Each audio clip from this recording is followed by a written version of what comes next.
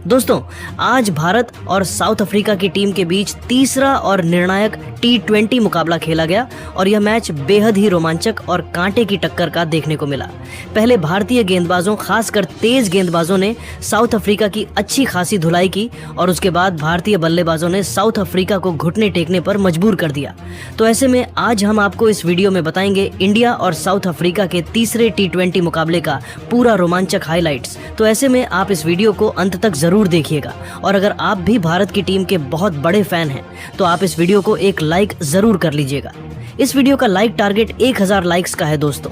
3 मुकाबलों की one day series के बाद अब बारी थी सबसे रोमांचक फॉर्मेट की 5 मैचों की, T20 सीरीज की, और आज से इस धमाकेदार T20 सीरीज का निर्णायक मुकाबला खेला गया।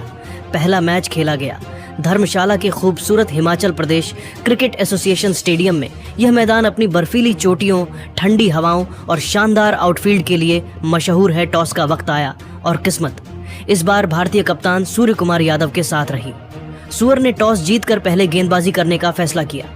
सूर्य ने साफ कहा कि पिच धीमी दिख रही है और इसे देखते हुए वह पहले साउथ अफ्रीका को कम स्कोर पर रोकना चाहते हैं ताकि बाद में लक्ष्य का पीछा किया जा सके, यह जानते हुए कि इस पिच पर भारतीय स्पिनरों के लिए खास मदद है। और फिर मैदान पर उतरे साउथ अफ्रीका के 2 ढाकड़ ओपनर क्विंटन डी कॉक और रीजा हेंड्रिक्स। भारत की तरफ से गेंदबाजी की शुरुआत की अनुभवी जसप्रीत बुमराह और युवा अर्शदीप सिंह ने पहले ओवर में गेंदबाजी करने आए। अर्शदीप सिंह ने अपनी सटीक लाइन और लेंथ से साउथ अफ्रीकी बल्लेबाजों पर दबाव बनाना शुरू किया। अर्शदीप सिंह ने तीसरी गेंद पर रीजा हेंड्रिक्स को फंसाया। यह एक फुल लेंथ डिलीवरी थी जो मिडिल और लेग स्टंप के आसपास थी और गेंद अंदर की तरफ तेजी से स्विंग हुई। रीजा हेंड्रिक्स इसे खेलने से पूरी तरह चूक गए और गेंद उनके पैड पर जा लगी। भारतीय टीम ने तुरंत रिव्यू लिया क्योंकि उन्हें पूरा विश्वास था और रिप्ले में साफ हुआ कि गेंद स्टंप से टकरा रही थी। रीजा हेंड्रिक्स 0 रन पर आउट हो गए। उन्होंने सिर्फ 3 गेंदें खेली। उनकी पारी में कोई चौका और छक्का शामिल नहीं था और साउथ अफ्रीका का पहला झटका 0 रन के स्कोर पर लगा। क्रीज पर आए एडन मार्करम और उनके साथ थे क्विंटन डी कॉक। दूसरे ओवर में गेंदबाजी करने आए युवा तेज गेंदबाज हर्षित राणा। उन्होंने राउंड विकेट गेंदबाजी की और क्विंटन डी कॉक को अपनी गति से चौंकाया। गेंद ऑन लेंथ थी और तेजी से अंदर की तरफ निप हुई। क्विंटन डी कॉक इसे खेलने से चूक गए और गेंद उनके पैड पर जा लगी। हर्षित राणा ने जोरदार अपील की और अंपायर ने उंगली खड़ी कर दी। क्विंटन डी कॉक ने मार्करम से बात की लेकिन रिव्यू नहीं लिया और रिप्ले में दिखा कि गेंद बस लेग स्टंप को छूकर जा रही थी। यह विकेट भारतीय टीम के लिए एक बड़ी सफलता थी। क्विंटन डी कॉक 1 रन पर आउट हो गए। उन्होंने सिर्फ 3 गेंदें खेली। उनकी पारी में कोई चौका और छक्का शामिल नहीं था और साउथ अफ्रीका का स्कोर 1 विकेट के नुकसान पर 1 रन था। क्रीज पर आए डेवॉल्ट ब्रेविस। अब साउथ अफ्रीका 2 विकेट के नुकसान पर थी। तीसरे ओवर में गेंदबाजी करने आए अर्शदीप सिंह और एडन मार्करम ने अपनी पारी का पहला चौका जड़ा। अर्शदीप सिंह ने गेंद ऑन लेंथ फेंकी जो ऑफ स्टंप के आसपास थी और मार्करम ने उसे ऑन द राइज खेलते हुए मिड ऑन ऑफ के ऊपर से शानदार टाइमिंग के साथ चौके के लिए भेज दिया। यह शॉट उनकी क्लास दिखाता था। साउथ अफ्रीका का स्कोर 2 विकेट के नुकसान पर 7 रन था। इसी ओवर की दूसरी गेंद पर अर्शदीप सिंह ने डेवॉल्ट ब्रेविस को परेशान किया। गेंद उनके बल्ले का अंदरूनी किनारा लेकर पैड पर लगी और फील्डर शुभमन गिल ने भी सोचा कि शायद गेंद बैट से लगी है। हालांकि भारतीय टीम ने रिव्यू लेने का विचार किया लेकिन अंतिम समय में कप्तान सूर्य कुमार यादव ने रिव्यू नहीं लिया। चौथे ओवर में गेंदबाजी करने आए हर्षित राणा ने एक बार फिर अपनी गति से बल्लेबाज को चौंकाया। उन्होंने आउटसाइड ऑफ स्टंप एक फुल लेंथ डिलीवरी फेंकी। ब्रेविस ने उस पर ड्राइव करने की कोशिश की लेकिन गेंद बल्ले का अंदरूनी किनारा लेकर उनके लेग स्टंप से जा टकराई। हर्षित राणा अपनी सफलता से पूरी तरह उत्साहित थे और इस विकेट ने साउथ अफ्रीका को और मुसीबत में डाल दिया। डेवॉल्ट ब्रेविस 2 रन पर आउट हो गए। उन्होंने 7 गेंदें खेली। उनकी पारी में कोई चौका और छक्का शामिल नहीं था और साउथ अफ्रीका का स्कोर 3 विकेट के नुकसान पर 10 रन था। साउथ अफ्रीका पावर प्ले के अंदर ही मुश्किल में आ गई थी। उनके 3 मुख्य बल्लेबाज सस्ते में पवेलियन लौट चुके थे। क्रीज पर आए ट्रिस्टन स्टब्स। 5वें ओवर में गेंदबाजी करने आए अर्शदीप सिंह और उन्होंने दबाव बनाना जारी रखा। इस ओवर में उन्होंने अपनी सटीक लाइन लेंथ से बल्लेबाजों को खुलकर खेलने का कोई मौका नहीं दिया और सिर्फ 1 रन दिया और साउथ अफ्रीका का स्कोर 3 विकेट के नुकसान पर 11 रन था। एडन मार्करम 7 रन पर और ट्रिस्टन स्टब्स 0 रन पर नाबाद थे। छठे ओवर में गेंदबाजी करने आए हर्षित राणा और एडन मार्करम ने उन पर हमला बोल दिया। हर्षित राणा ने गेंद ऑन लेंथ फेंकी जो ऑन ऑफ स्टंप के आसपास थी। मार्करम ने उसे ड्राइव करते हुए वाइड लॉन्ग ऑफ की दिशा में शानदार टाइमिंग के साथ चौके के लिए भेज दिया। ये शॉट बहुत ही बेहतरीन था। अगली ही गेंद पर हर्षित राणा ने धीमी गेंद फेंकी जो थोड़ी फुल थी और मार्करम ने उसे मिड विकेट की दिशा में फ्लिक करते हुए एक और चौका जड़ा। इन 2 चौकों से साउथ अफ्रीकी खेमे में थोड़ी राहत मिली और उन्होंने स्कोर बोर्ड को तेजी से आगे बढ़ाया। इस ओवर से 8 रन आए और पावर प्ले के अंत तक साउथ अफ्रीका का स्कोर 3 विकेट के नुकसान पर 18 रन था। एडन मार्करम 15 रन पर नाबाद थे और ट्रिस्टन स्टब्स 0 रन पर नाबाद थे। 7वें ओवर में गेंदबाजी करने आए हार्दिक पांड्या और उन्होंने अपनी पहली ही गेंद पर बड़ी सफलता हासिल की। हार्दिक पांड्या ने गेंद को शॉर्ट ऑफ लेंथ फेंका जो आउटसाइड ऑफ स्टंप थी। गेंद बल्लेबाज से दूर जा रही थी। ट्रिस्टन स्टब्स ने एक ढीला शॉट खेला और गेंद उनके बल्ले का बाहरी किनारा लेकर विकेटकीपर जितेश शर्मा के हाथों में चली गई। यह हार्दिक पांड्या के T20 इंटरनेशनल करियर का 100वां विकेट था जो एक बड़ी उपलब्धि थी। ट्रिस्टन स्टब्स 9 रन पर आउट हो गए। उन्होंने 13 गेंदें खेली। उनकी पारी में कोई चौका और छक्का शामिल नहीं था और साउथ अफ्रीका का स्कोर 4 विकेट के नुकसान पर 20 रन था। क्रीज पर आए कॉर्बिन बॉश। अब साउथ अफ्रीका पूरी तरह से मुश्किल में आ चुकी थी। उनके 4 बल्लेबाज 20 रन के स्कोर पर पवेलियन लौट चुके थे। 8वें ओवर में गेंदबाजी करने आए वरुण चक्रवर्ती और उन्होंने अपनी रहस्यमयी स्पिन गेंदबाजी से बल्लेबाजों को बांधे रखा। उनकी सटीक लाइन लेंथ और वेरिएशन ने बल्लेबाजों को खुलकर खेलने का कोई मौका नहीं दिया। इस ओवर में सिर्फ 3 रन आए और साउथ अफ्रीका का स्कोर 4 विकेट के नुकसान पर 23 रन था। एडन मार्करम 16 रन पर और कॉर्बिन बॉश 1 रन पर नाबाद थे। 9वें ओवर में गेंदबाजी करने आए हार्दिक पांड्या और मार्करम ने उन पर दबाव बनाया। हार्दिक पांड्या ने गेंद पिचअप की जो ऑफ स्टंप के आसपास थी। मार्करम ने उस पर शानदार कवर ड्राइव लगाया। गेंद मिड ऑफ और एक्स्ट्रा कवर के बीच से तेजी से बाउंड्री के लिए निकल गई। ये एक बेहतरीन टाइमिंग वाला शॉट था। मार्करम अब पारी को संभालने की कोशिश कर रहे थे। इस ओवर से 6 रन आए और साउथ अफ्रीका का स्कोर 4 विकेट के नुकसान पर 34 रन था। मार्करम 28 रन पर नाबाद थे। 10वें ओवर में गेंदबाजी करने आए वरुण चक्रवर्ती। उन्होंने एक बार फिर अपनी कसी हुई गेंदबाजी जारी रखी। उन्होंने अपनी फ्लाइट और टर्न से बल्लेबाजों को परेशान किया और बल्लेबाजों को कोई मौका नहीं दिया। सिर्फ 4 रन इस ओवर से आए मार्करम और कॉर्बिन बॉश ने सूझबूझ से स्ट्राइक रोटेट की और विकेट बचाने पर ध्यान दिया और मिडिल ओवर के अंत तक साउथ अफ्रीका का स्कोर 4 विकेट के नुकसान पर 44 रन था। एडन मार्करम 28 रन पर नाबाद थे और कॉर्बिन बॉश 4 रन पर नाबाद थे।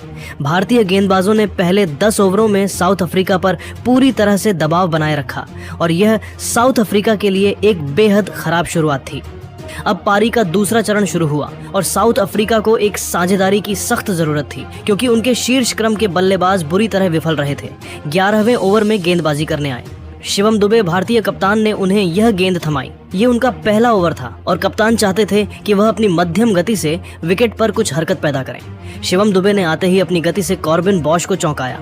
उन्होंने गेंद को ऑन लेंथ फेंका जो स्टंप्स की तरफ तेजी से अंदर आई और उसमें थोड़ी सी मूवमेंट भी थी। कॉर्बिन बॉश उसे रक्षात्मक तरीके से खेलने गए लेकिन गेंद ने बल्ले और पैड के बीच से जगह बना ली और सीधा लेग स्टंप को उखाड़ दिया। यह शिवम दुबे की शानदार गेंदबाजी का प्रदर्शन था। उन्होंने अपनी टीम को 5वीं सफलता दिलाई। कॉर्बिन बॉश 9 गेंदों पर 4 रन बनाकर बोल्ड हो गए। उनकी पारी में कोई चौका और छक्का शामिल नहीं था और साउथ अफ्रीका का स्कोर 5 विकेट के नुकसान पर 44 रन था।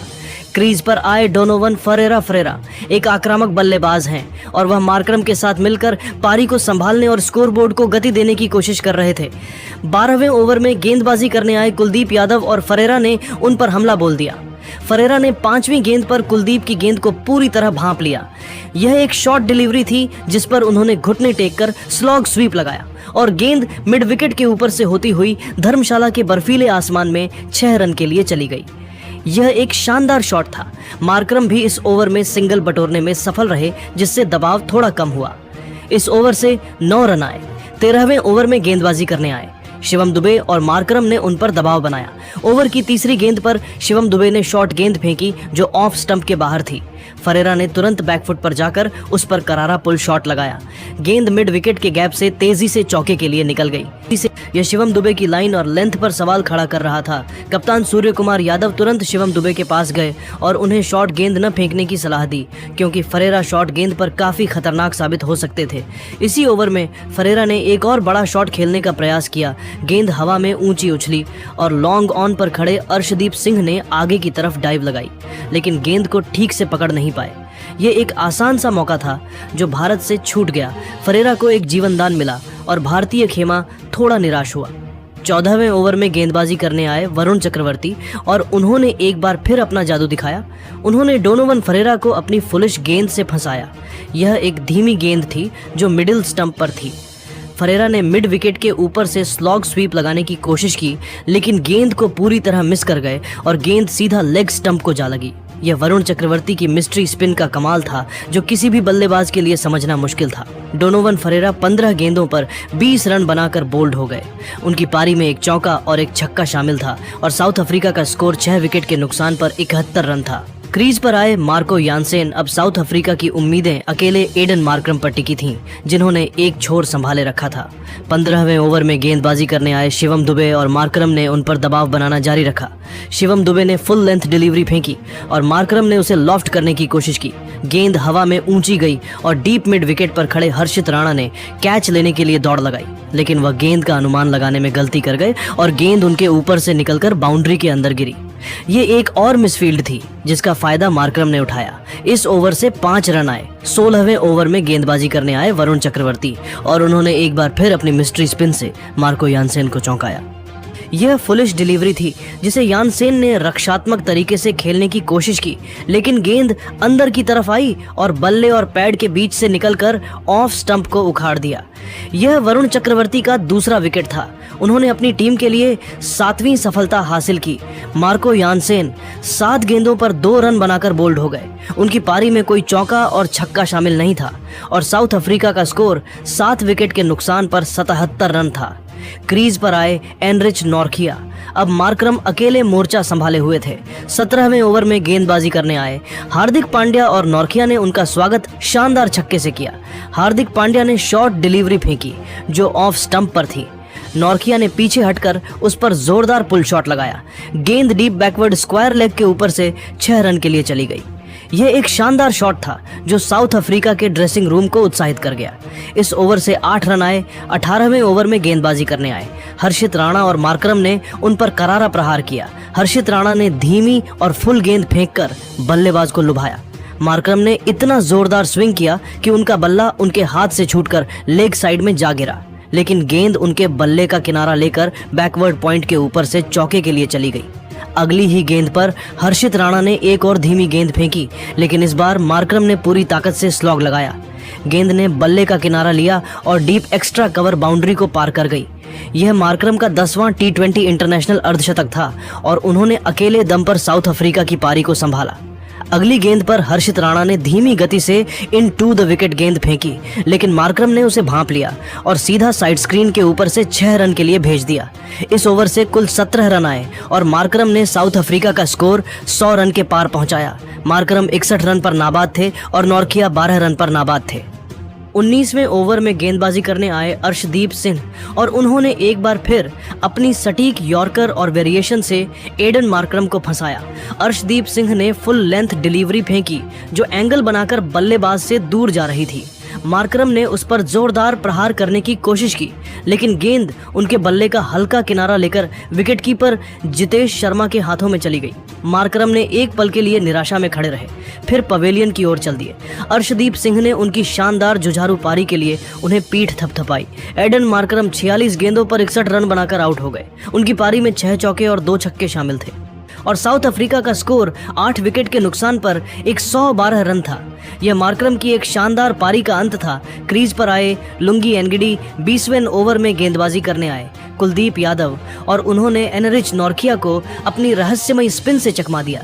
नॉर्किया आगे बढ़कर बड़ा शॉट खेलने गए, लेकिन कुलदीप ने गेंद को थोड़ा छोटा और वाइड रखा, जिससे नॉर्किया गेंद तक नहीं पहुंच पाए। विकेटकीपर जितेश शर्मा ने तेजी से स्टंपिंग कर दी। एनरिच नॉर्किया 12 गेंदों पर 12 रन बनाकर स्टंप आउट हो गए। उनकी पारी में एक छक्का शामिल था और साउथ अफ्रीका का स्कोर 9 विकेट के नुकसान पर 116 रन था। अगली ही गेंद पर कुलदीप यादव ने ऑर्टनिल बार्टमैन को फंसाया। बार्टमैन ने बड़ा शॉट खेलने की कोशिश की, लेकिन गेंद को सीधा मिड ऑफ पर खड़े कप्तान सूर्य कुमार यादव के हाथों में दे दिया। ऑर्टनिल बार्टमैन 2 गेंदों पर 1 रन बनाकर आउट हो गए और साउथ अफ्रीका की पारी 20 ओवरों में 10 विकेट के नुकसान पर 117 रन पर सिमट गई। भारतीय गेंदबाजों ने शानदार प्रदर्शन किया। अर्शदीप सिंह 2 विकेट लिए 13 रन देकर, हर्षित राणा ने 2 विकेट लिए 34 रन देकर, हार्दिक पांड्या ने 1 विकेट लिया 23 देकर, वरुण चक्रवर्ती 2 विकेट लिए 11 रन देकर और कुलदीप यादव 2 विकेट लिए 11 रन देकर ने मिलकर साउथ अफ्रीका को एक छोटे स्कोर पर रोका और मार्करम की जुझारू पारी के बावजूद साउथ अफ्रीका सिर्फ 117 रन ही बना पाई। आपको क्या लगता है, बल्लेबाजी के लिए मुश्किल इस पिच पर क्या भारत साउथ अफ्रीका के गेंदबाजों को कड़ी चुनौती दे पाएगा और इस 118 रन के टारगेट को चेज कर पाएगा? और अगर आपको यह वीडियो पसंद आया तो वीडियो को लाइक करें, शेयर करें और हमारे चैनल को सब्सक्राइब करना ना भूलें।